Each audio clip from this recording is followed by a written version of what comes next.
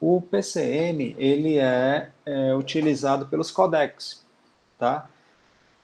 Existem duas formas principais dessa modulação, de transformar um sinal que nasce analógico, né? Eu tenho que digitalizar ele para transformar ele em digital. E uma vez que eu transformo esse sinal para digital, eu tenho duas alternativas. Ou eu posso transmitir ele diretamente na forma digital, utilizando uma daquelas codificações que a gente viu no começo, o NRZL, o Manchester, o AMI, etc. Tá? Ou eu posso pegar esse meu sinal digital e modular ele, né, para transmitir numa rede sem fio, por exemplo. Então, essa modulação aqui, ela pode justamente utilizar essas últimas técnicas que a gente falou, o ASK, o FSK, o PSK, o QAM, tá certo?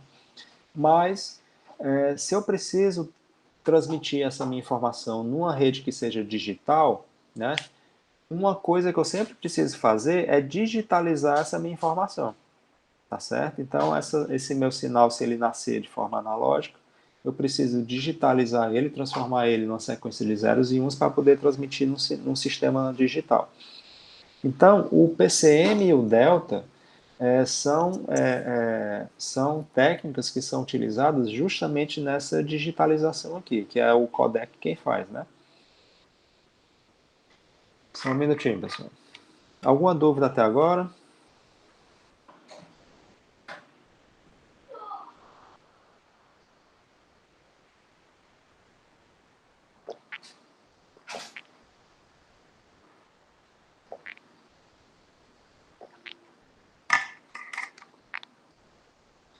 Aí, Rodrigo, eu ia pedir para tu depois anotar aí a frequência do pessoal, tá?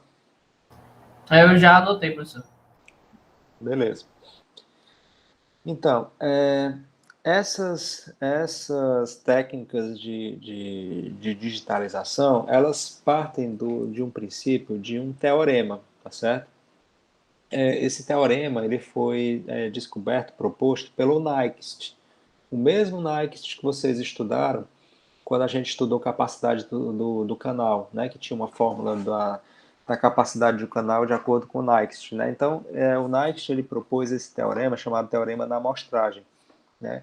Ele diz o seguinte: se um sinal f de t, que é um sinal contínuo no tempo, um sinal analógico, se ele for amostrado, né, em intervalos de tempos regulares, né, o que é amostrar um sinal?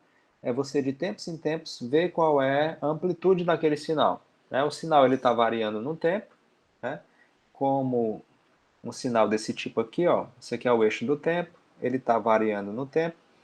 E aí, de tempos em tempos, eu amostro o meu sinal. Nesse meu exemplo aqui, o intervalo de amostragem é dado por esse tempinho aqui, TS, tá bom? Aí, se eu pegar esse meu tempo de amostragem, tá? E aí ele diz, se a frequência de amostragem, né, que é dado pelo inverso desse tempo, né? Se eu defino o tempo de amostragem, se eu inverto esse valor, eu calculo a frequência de amostragem. Se a frequência de amostragem for maior ou igual a duas vezes a componente de frequência mais alta que está contida no meu sinal, tá? Então esse meu sinal aqui é um sinal variante no tempo, né? Se eu aplicar a transformada de Fourier nele e verificar esse sinal, visualizar ele no domínio da frequência, né, eu vou ver, né, como é que é a largura de banda desse sinal, quais são as frequências que compõem esse sinal. Então eu vejo a frequência mais alta, a componente de frequência mais alta desse sinal. Né? Se a minha taxa de amostragem for maior ou igual a duas vezes a maior frequência desse sinal, esse teorema da amostragem me fala que essas amostras que eu coletei, né, com essa taxa de amostragem, ela é suficiente para reconstruir o meu sinal de forma perfeita. Tá certo? O que é que quer dizer com isso? Isso tem um impacto muito grande nos sistemas de comunicação. Por quê? Porque esse meu sinal analógico, se eu quero transmitir esse sinal por um sistema digital, né? O meu sistema digital, ele só entende zeros e uns. Tá? As mensagens que são transmitidas por ele, né, dentro dos pacotes, dentro dos quadros, né, ela precisa ser binária, ela precisa ser zeros e uns. Então, eu não posso pegar um sinal desse tipo aqui, analógico, e transmitir ele do jeito que ele está no sistema digital. Não funciona assim. Eu preciso primeiro digitalizar esse sinal, ou seja, codificar ele em zeros e uns, né, para transmitir esses zeros e uns. Tá? Então, uma das primeiras coisas, a primeira coisa que eu tenho que fazer para transformar esse sinal aqui numa sequência de zeros e uns é amostrar ele. Esse sinal, como ele é contínuo, ele tem infinitos valores dentro dele. Né? Se eu for pegar cada valorzinho aqui um intervalozinho infinitesimal, né, eu vou ter infinitos valores. Eu não posso transmitir infinitos valores numa rede de comunicação, porque não vai chegar nunca, né? Vai demorar um tempo infinito para eu transmitir isso. Então, eu tenho que transmitir amostras desse sinal, né? Amostras são justamente esses valores intermediários que eu pego. Isso aqui é uma amostra do sinal que foi tirada nesse tempo, né? Essa aqui é outra amostra do sinal. Essa é outra e assim por diante. Certo? Então, esse meu sinal aqui, nesse exemplo, ele foi amostrado 6 vezes. 1, 2, 3, 4, 5, 6. Então, essas 6 amostras, elas precisam representar o meu sinal, né? São elas que vão ser transmitidas. Então, se eu coletar o número de amostras seguindo esse teorema da amostragem, né? O Nyquist me provou, né, de forma matemática, de que esse meu sinal, se eu receber corretamente do outro lado do meu receptor essas amostras, né, eu consigo reconstruir o meu sinal original a partir dessas amostras. Então, o que eu preciso fazer é pegar cada amostra dessa e codificar numa sequência de zeros e uns, e aí é onde entra o PCM e o Delta, que são duas técnicas diferentes para eu fazer isso, né? Uma vez que eu transmito, que eu codifique cada amostra dessa em uma sequência de bits, né, eu transmito esses bits, né, utilizando ou um NRZL da vida, né, ou um Manchester da vida, ou se eu posso transmitir usando um ASK, um FSK, vai depender da técnica de modulação e do meio físico que eu estou usando, né? Então, eu transmito isso, eu codifico esses meus dados binários agora em um sinal que pode ser analógico ou digital, transmito, e do outro lado eu recebo, né? Reconheço quais são os zeros, a sequência de bits que eu transmiti, né? E de posse dessa sequência de bits, que vão depois representar de volta lá no meu receptor essas amostras, né, eu consigo reconstruir o meu sinal analógico, né, e a minha mensagem foi transmitida por um sistema de transmissão digital de forma perfeita. Eu consigo reconstruir o meu sinal original. Então vamos falar um pouquinho do PCM. O que é que o PCM faz? Ele precisa primeiro amostrar, certo? Que é essa primeira caixinha aqui. Depois ele precisa quantizar, tá? Quantizar, vocês podem pensar num conceito de arredondar, tá? Uma operação de quantização, ela vai fazer um arredondamento, ok? Uma aproximação. E depois eu tenho que codificar, que é justamente definir a sequência de zeros e uns que vão representar aquelas amostras, tá? Então, no PCM, eu tenho um sinal que varia no tempo, então ele está variando aqui a amplitude, né? A amplitude aqui ele está indo de 0 a 16, né? Pode ser, se for um sinal de temperatura, né? Esse eixo aí ele vai variar, sei lá, de 0 a 40 graus, 0 a 50 graus, né? Se for um sensor de temperatura. Se for um sensor de umidade, ele vai variar de outra forma. Se for um sinal de voz, ele vai variar de outra forma, entendeu? Depende do sinal analógico que você tá medindo. Nesse meu caso aqui, ele está medindo uma grandeza que varia de 0 a 16, tá? E aí eu faço a amostra, né? Intervalos regulares de tempo.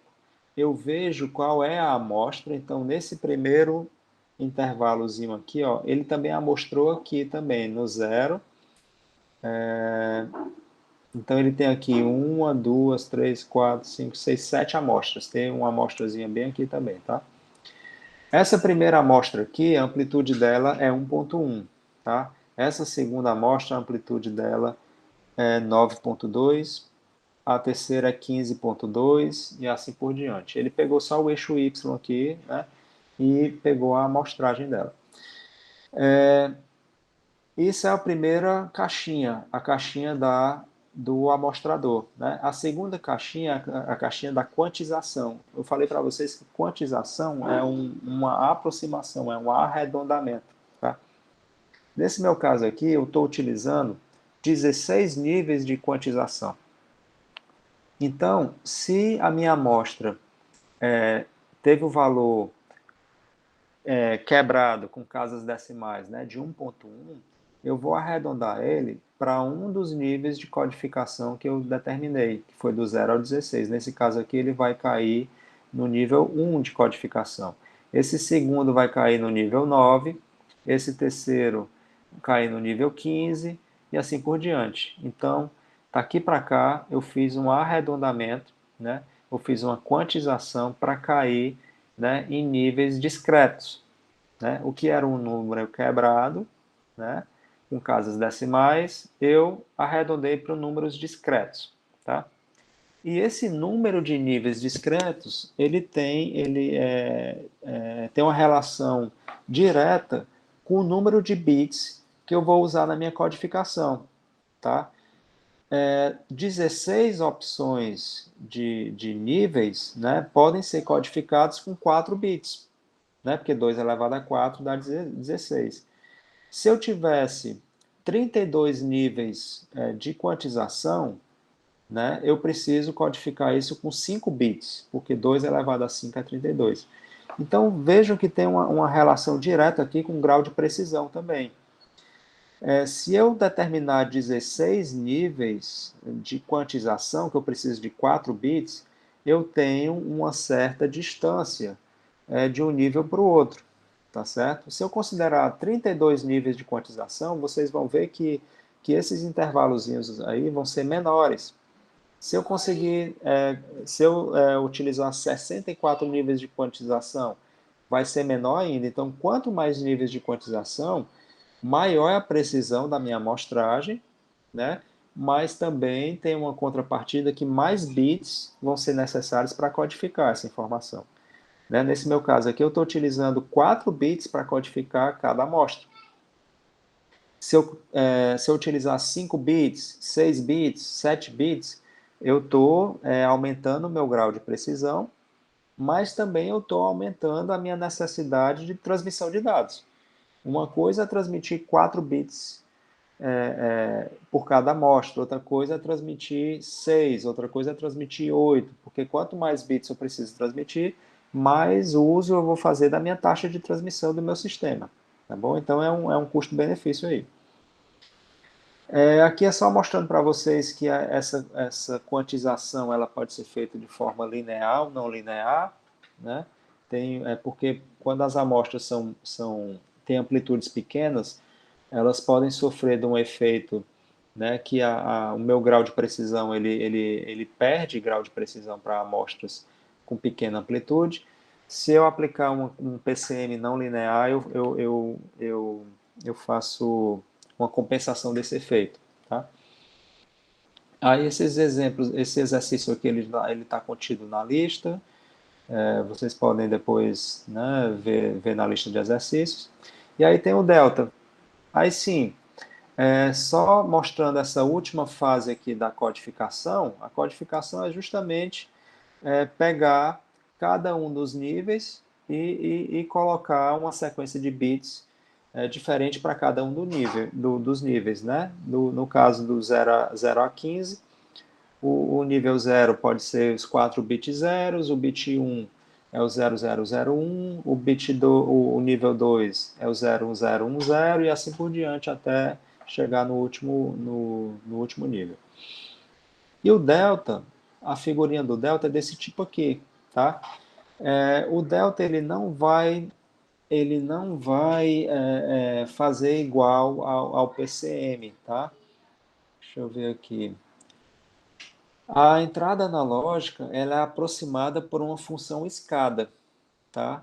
Essa função escada é a função quantizada, né? Essa aproximação dos meus níveis do meu sinal original, ela é aproximada por essa função escada, que ela vai subindo enquanto o meu sinal vai subindo e ela desce, ela decresce quando o meu sinal decresce. Então ela meio que pega a derivada do meu sinal, tá?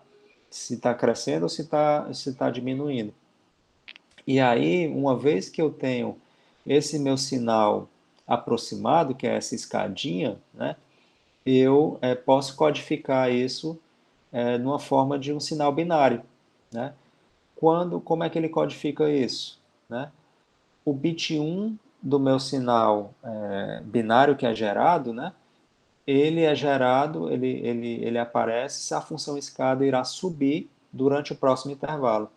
Se a função escada irá decrescer, né, eu coloco um bit 0 para codificar. Então ele vai olhando aqui. Se a escada vai subir no próximo intervalo, eu gero um bit 1 na saída. Se a escada vai decrescer, eu gero um bit 0. Né? E aqui nesse pedaço aqui, ele ficou alternando entre 0 e 1, porque a escada ficou subindo e descendo. Então vejam também que todo o processo de aproximação, de arredondamento, ele precisa ele tem um erro de aproximação, certo? Esse erro de aproximação ele pode ser maior ou menor, dependendo dos níveis, de quantos níveis eu utilizo, tá certo?